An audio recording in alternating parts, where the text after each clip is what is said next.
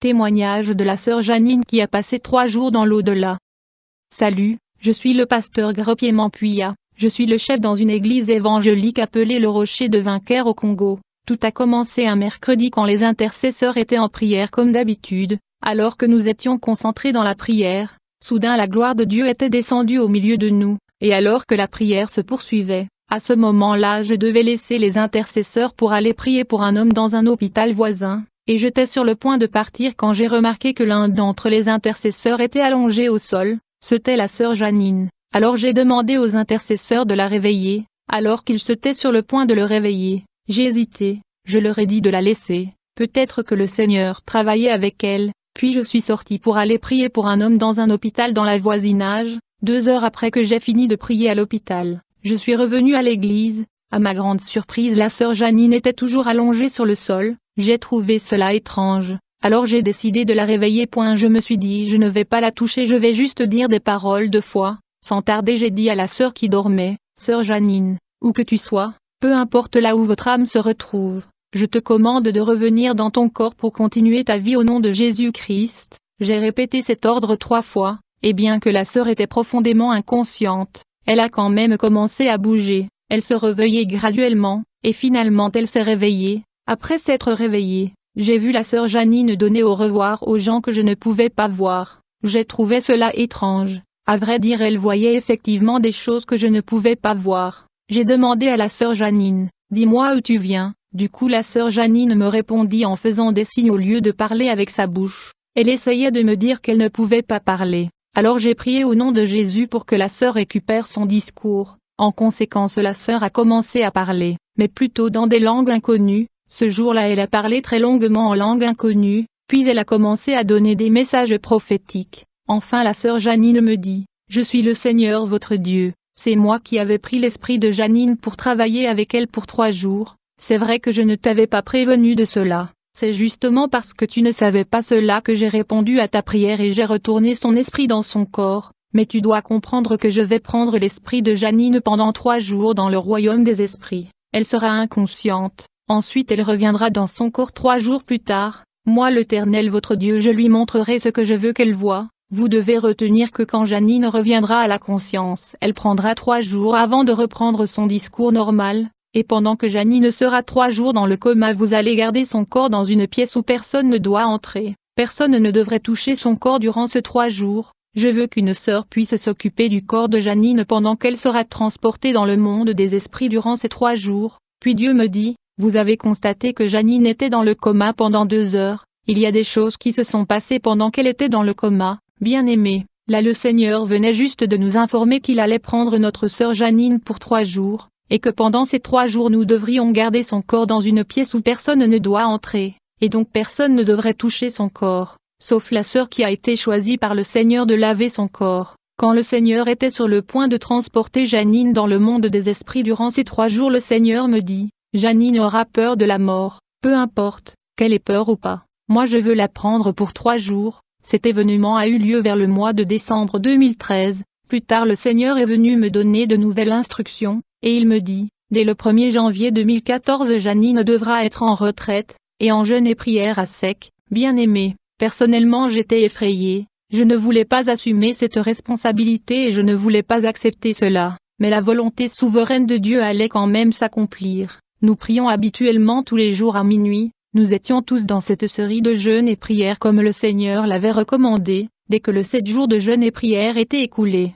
nous avons pris 2 jours de repos. Durant tout ce temps Janine n'arrêtait pas de prophétiser, disant je veux la prendre pour 3 jours et je veux la montrer de choses cachées. Elle a peur de la mort mais je veux quand même la prendre et la montrer de choses. Alors que le Seigneur insistait j'avais vraiment peur. Un de ce jour qui était un mercredi, alors qu'on se reposait, du coup une intercesseuse qui était proche de Janine est venue m'informer que Janine s'était évanouie. Elle était partie car Dieu l'a pris. On a tous tenté de la réveiller mais elle se réveillait pas. Sans tarder nous avons porté son corps sans le toucher dans la chambre où elle était supposée être gardée pendant 3 jours dans l'église. Nous n'étions pas supposés toucher son corps, sauf la sœur qui avait été choisie par le Seigneur.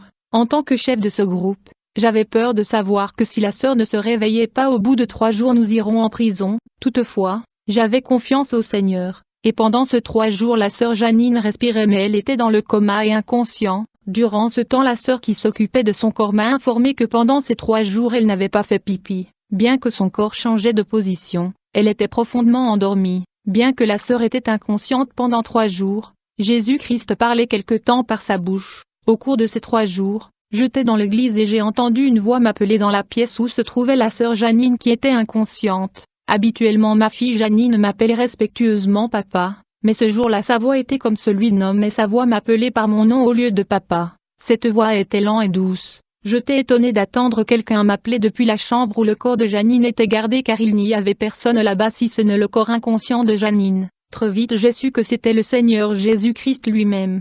Quand je suis arrivé dans la chambre où provenait la voix qui m'appelait, aussitôt que je suis entré dans la chambre, le Seigneur Jésus a commencé à me reprocher et me dit, « Serviteur, je vous ai dit que je prendrais l'esprit de Janine pendant 3 jours, j'ai pris Janine et elle est chez moi au paradis, je vous avais demandé de prendre soin de son corps, mais pourquoi vous ne prenez pas soin de son corps?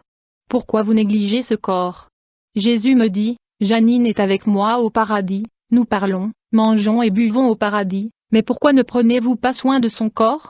Pourtant je vous ai demandé de prendre soin de son corps. » Jésus me dit, « Étant donné que vous ne parvenez pas à faire ce que j'ai instruit, vous n'avez plus besoin de le faire, je demanderai à mes anges de le faire à votre place. Mais tu tiendras une convention où Janine témoignera de ce qu'elle a expérimenté et vu au ciel et dans le monde des esprits. » Aussitôt que le Seigneur a fini de parler, je suis allé voir la sœur qui était choisie par le Seigneur pour s'occuper du corps de la sœur Janine et la laver. Dès que je suis arrivé chez elle, elle me dit, « Je ne pouvais pas m'occuper de son corps parce que je ne l'avais jamais fait avant. » Je lui ai demandé, « Ma sœur, si ta maman tombait malade, allais-tu prendre soin d'elle? » Elle me répondit, « Pasteur, je ne sais pas si je peux le faire parce que je ne l'ai jamais fait auparavant. » Je lui ai dit que j'étais déçu par son attitude. Quand je l'ai quittée, elle s'est sentie coupable, et elle alla immédiatement prendre soin du corps de la sœur Janine.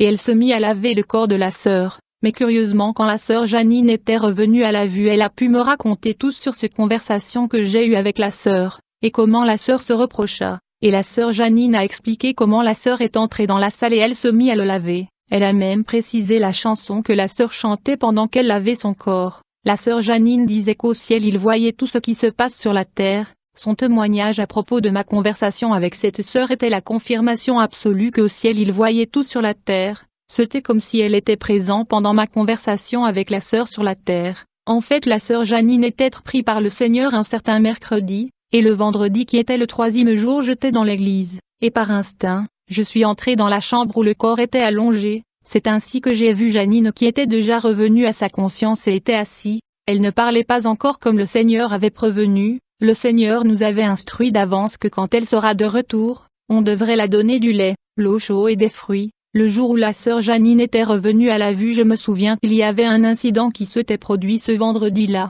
En fait, j'assistais à une funéraille, et alors que j'étais dans ce funéraille, j'ai acheté un médicament herbal que j'ai pris, car je me sentais pas trop bien. Mais dès que j'ai pris ce médicament, j'ai senti de réactions mauvaises dans mon corps, et je n'étais plus bien. Le lendemain qui était un samedi, j'étais toujours malade, et je savais que je n'allais pas prêcher le jour suivant car ma santé était détériorée, et je me demandais qu'est-ce qui m'arrivait. Alors j'ai appelé la sœur Josse, et je lui envoyai vers la sœur Janine qui venait de revenir à la vie, bien qu'elle ne parlait pas encore. J'ai demandé à la sœur Josse de lui dire que je me sentais pas bien si elle peut faire quelque chose. La sœur Josse alla l'informer, et comme la sœur Janine ne pouvait pas parler, elle a écrit sur un bout de papier, « Ce que vous ressentez est les œuvres du ténèbre. Hier vous avez mangé quelque chose pour vous soulager, et vous pensiez que cela allait vous aider. Ce que vous avez mangé vous a rendu malade. Vous devez prendre un verre d'eau et prier pour cette eau avant de le boire et tout ira mieux. » Ce jour-là je fus exactement ce que Janine m'avait demandé de faire et j'étais guérie, et donc lors de son retour, la sœur Janine avait développé une écoute du Seigneur très élevée, car elle avait la facilité d'écouter la voix de Dieu et elle transmettait les pensées du Seigneur. Elle pouvait entendre le Seigneur facilement, et quand il consultait le Seigneur elle avait des réponses tout de suite. Avant cette expérience elle avait déjà le don de prophétie, mais quand elle a eu cette expérience tout s'est intensifié, elle est revenue avec de dons puissants. Elle parlait en langue puissamment et sa parler en langue était différent de ce que nous sommes habitués à entendre. Elle pouvait interpréter le rêve et le songe et elle prophétisait à un autre niveau. Je veux dire que mon ministère était béni à cause de cette expérience de la sœur Janine. Quand Janine est revenue elle était intense, elle était prophétique, remplie de paroles de connaissance et de sagesse. Elle fonctionnait à un autre niveau. Elle disait aux gens le problème qui était dans leur cœur sans que les gens ne lui disent. Puis elle révélait les pensées des dieux concernant les requêtes de chaque personne, et cette expérience avait également changé sa caractère. Et tout ce qu'elle disait avoir vu dans le monde invisible, je lui montrais cela dans les Écritures. En fait, elle a décrit le Seigneur Jésus tel que l'apôtre Jean lui avait décrit dans le livre de l'Apocalypse. Je me souviens, un de ce jour qui ont suivi le retour de Janine à la vie, nous étions en prière, et j'ai demandé à chacune des personnes présentes de prier dans son cœur et de demander à Dieu le désir de son cœur. Les gens ont prié Dieu dans leur cœur en lui présentant leurs requêtes. Dès qu'ils ont fini de présenter au Seigneur leurs besoins, je leur ai dit, maintenant nous voulons savoir si le Seigneur est vivant et s'il écoute nos prières. Ce jour-là j'ai voulu montrer au peuple de Dieu que le Seigneur Jésus est vivant et qu'il entend nos prières, et je leur dis, maintenant que vous avez fini de parler à Jésus à propos de vos sujets de prière, Dieu va parler par l'intermédiaire de la sœur Janine, et elle va révéler à chacun de nous sa pétition et son sujet de prière, ensuite elle va révéler la réponse de Dieu au sujet de prière de chacun de nous. J'ai demandé à la sœur Janine de révéler à chacune des 20 personnes présentes leur requête et sujet de prière, et la réponse de Dieu à leur requête. Ce jour-là la sœur Janine a révélé à chaque personne présente ce qu'ils ont dit à Dieu dans la prière, et elle a révélé la réponse de Dieu dans leur prière. Ces gens sont venus les uns après les autres devant la sœur Janine, qui leur a dit un par un leur sujet de prière à Dieu, et la sœur a révélé la réponse de Dieu à la requête de chaque personne. C'est comme ça que Dieu fonctionnait dans la vie de la sœur. Bonjour, je suis la sœur Janine, je suis une intercesseuse. J'ai été transportée dans le monde des esprits à 3 occasions. Dans la première occasion, j'assistais à la prière d'intercession. Nous étions dans une prière intense. Nous avions 3 positions de prière comme recommandées par le leader d'intercession, soit à genoux, soit vous allongez sur le sol, soit debout. Je priais à genoux quand soudain je sentis une lumière semblable au soleil quand il brille de toute sa force. Dès que j'ai senti cette chaleur et cette lumière, j'ai ouvert mes yeux pour vérifier ce qui se passait. C'est alors que j'ai vu une puissante lumière qui brillait et qui couvrait tous les intercesseurs présents dans la prière d'intercession. Dès que j'ai levé les yeux, j'ai constaté que le toit de l'église n'était plus là, il était enlevé. J'ai observé les autres intercesseurs et j'ai vu qu'ils avaient les yeux fermés en train de prier. J'ai eu peur et j'ai fermé les yeux. Je voulais faire remarquer à notre leader que le toit de l'église n'était plus là, mais étrangement je sentais une lourdeur. Je n'étais plus concentré bien que mes yeux étaient toujours fermés. Pendant que je continue à prier, j'ai senti la présence de 2 personnes autour de moi. Je savais que notre chef était loin de moi, ça ne pouvait pas être lui. Alors j'ouvre mes yeux pour vérifier qui se tenait près de moi. Aussitôt que j'ai ouvert mes yeux pour vérifier qui était autour de moi, c'est alors que j'ai vu des gens autour de moi. Les hommes que j'ai vus devant moi, je n'ai jamais vu ce genre de personnes sur la terre depuis ma naissance. Ils étaient radieux et resplendissants et leurs vêtements brillaient. Ces gens brillants avaient des ailes et ils étaient suspendus dans l'espace car ils ne touchaient pas le sol. Quand je les ai vus, j'avais eu peur. Alors j'ai fermé les yeux. Aussitôt, ces êtres brillants m'ont appelé par mon nom. Ils ont dit, Janine, nous sommes envoyés par le Seigneur pour vous prendre. J'ai regardé autour de moi et j'ai remarqué que mes camarades intercesseurs étaient plongés dans la prière, et je me demandais comment ces intercesseurs ne peuvent pas voir ce qui m'arrive. Je voulais les informer et le faire savoir ce qui m'arrivait, mais j'avais perdu la force de parler. En fait, ces anges ne voulaient pas que je prévienne les autres intercesseurs sur leur présence, car moi je voulais que les autres sachent qu'ils étaient là. Puis un de ces anges me dit, Janine, nous devons partir. Puis j'ai entendu un de ces anges qui était à ma droite dire à son compagnon, nous ne pouvons pas la prendre comme ça, nous n'avons pas prévenu les autres. À ce moment-là, un ange a tenu ma main. En conséquence, je suis sortie de mon corps. C'était la première fois que je me voyais hors de mon corps. Alors que j'étais devenu j'ai vu mon corps à genoux parce que je priais dans cette position. Mon esprit était debout à côté des anges et j'observais les autres intercesseurs en train de prier. Puis en une fraction de seconde, un escalier de lumière est apparu. Cette échelle allait de la terre et pénétrait l'espace dans le ciel. L'ange du Seigneur m'a demandé de monter cet escalier. Alors que j'ai monté l'escalier, un ange était devant moi et un autre ange était derrière moi. Alors qu'on montait, j'observais les ailes de ces anges. Il n'y a rien sur terre qui puisse être comparé à ces ailes. Ils n'ont rien à voir avec celles que l'Église catholique dépeint dans leur illustration. Les ailes de ces anges allaient de leurs pieds à leur tête, dépassant la tête. Alors que nous escaladions l'escalier, j'ai baissé les yeux sur la terre, et j'ai vu des intercesseurs sur la terre dans l'église en train de prier, puis j'ai constaté que les marches de l'escalier disparaissaient à mesure que nous montions, puis nous sommes enfin arrivés à un endroit, qui semblait être un paysage verdoyant avec l'herbe bien coupée. L'endroit était immense, puis j'ai vu un rocher autour de moi. L'ange me dit, c'est là que tu vas prier. Je me suis agenouillé autour de l'énorme rocher blanc et j'ai commencé à prier. Un autre ange a commencé à adorer le Seigneur à mes côtés. C'est alors que nous avons entendu une voix retentir et dire, revêtez-la du vêtement blanc, donnez-la 2 coupes, et une ampoule. Dès que j'ai fini de prier, j'ai vu les 2 anges venir avec 2 coupes et ils me l'ont donnée. Puis ils sont venus avec une ampoule et une étoile. L'ampoule était différente de celle que nous avons sur la terre. Elle était petite, blanc et lumineux. L'ange m'a demandé d'avaler cette ampoule de lumière. Dès que je l'ai mise dans la bouche, ça se dissout comme une Eucharistie. Puis l'autre ange a inséré une étoile brillante sur mon front. Ensuite il a placé une couverture sur ma tête. Et il me dit, Manuel est là, nous devons assister au service d'adoration qui va débuter très bientôt au ciel. Puis nous avons continué de marcher. Et alors qu'on marchait, j'ai remarqué que les anges se déplaçaient plus vite que moi. Puis j'ai commencé à sentir comme un champ magnétique qui me tirait en arrière. En plus de cela, je sentais dans mon esprit que la gloire qui nous attendait était trop excessive pour moi. Je ne pourrais pas le supporter. Les anges du Seigneur m'ont dit, tu vas aimer ce qui est devant à l'intérieur de la ville car le culte d'adoration est sur le point de commencer au ciel. Alors que nous avons continué d'avancer, j'ai commencé à entendre une voix qui m'appelait et disait, Janine, réveille-toi.